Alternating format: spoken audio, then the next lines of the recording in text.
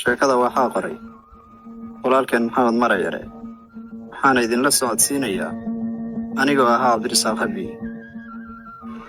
taliyihii ayaa amar ku bixiyey iga aamusiya aabbo. weedhaasi waxay ahayd hal hays loo adeegsado qofka la dilayo.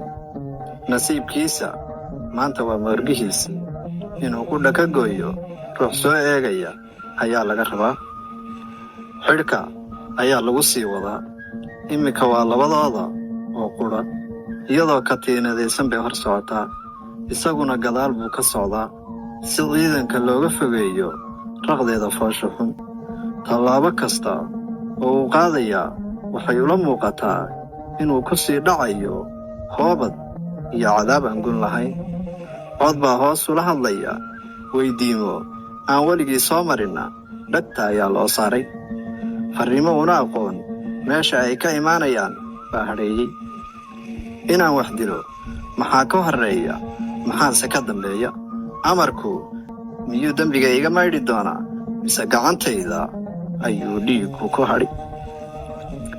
waxaa qalbigiisa ku soo dhacaya aayado qur'aan ahoo badan oo ay ka mid tahay aayaddii ahayd waman yaqtul mu'minan mutacammidan fajazaa'uhu jahannamu khaalidan fiiha waqadiba allaahu calayhi walacanahu wa acadda lahu cadaaban cadiiman, oo ka dhigan ninkii dila ruux muumin ah kasna u dila abaalmarintiisu waa jahannama, weliba wuu ku waarayaa.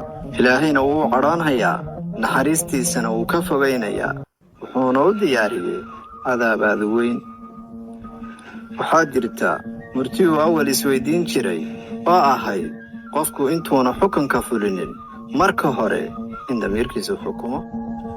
maskaxdiisa iyo ogaalkiisa yarba waxaa isku labarogaya malaayiin mawjadood oo cabsi leh. damiirka ayaa shaqo bilaabay 1000 su'aalood oo foolxumadoodu kala daran yihiin ayay midba mid u dhiibtay. waxaa mooska soo jabsaday sida daadka jawaabo, xashaashaq, ayladhaan iyo seedhiga digniinta oo meel walba way yeedhay. markaas ayuu eegay gabadhii hor socotay. waxa uu si lama filaan ah u dareemay naftan hor socota aayaheedu inay gacantiisa ku jirto. waxa uu yaqiinsaday inuu si buuxda mas-uul uga yahay waxa uu samayn doonaa ama uuna samayn doonin. codgariiraya ayuu ku yidhi, waan ku badbaadine adigu may badbaadin. neef dheer ayay qaadatay iyadoo wejigeeda uu ka muuqdo fajaciyo ama kaag. in adeerow, ilaahay baa ku badbaadiyee anigu maxaan ku yeeli karaa ayay la soo boodday. waad yeeli kartaaye ii ballanqaad ayuu ku celiyey. diyaar in adeer ayay tidhi iyadoo neef tuuraysa, mar walbana hadalkeeda ku daraysa weedha ah in adeer. weedhaasi waxay mar walba afkeeda uga soo baxaysaa si lama filaan ah. waxaad mooddaa inay xasuusinayso bani aadamku inuu weli qaraba yahay.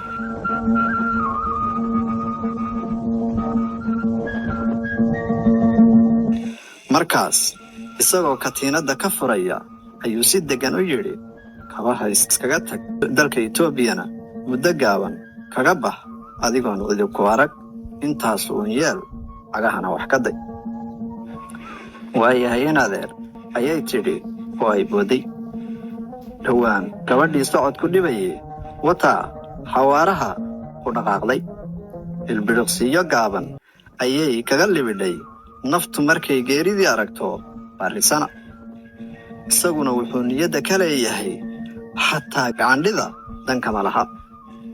xaqiiqada noloshu waxay tahay nafta malaggeedii aragtaa inay hesho xoog iyo xawaaro naawoon lahayn. muuqeeda markii ugu dambaysay wuxuu sii arkayey mara guduudan oo meel fog sii bilig leh sidii ubax dabayli qaaday. isaguna intuu dhowr xabadood dhulka ku dhuftay ayuu ciidankii ku laabtay, isagoo kabihii iyo katiinaddiiba laalaadin oo ku gunuunacaya war wuxuu dhumuuna.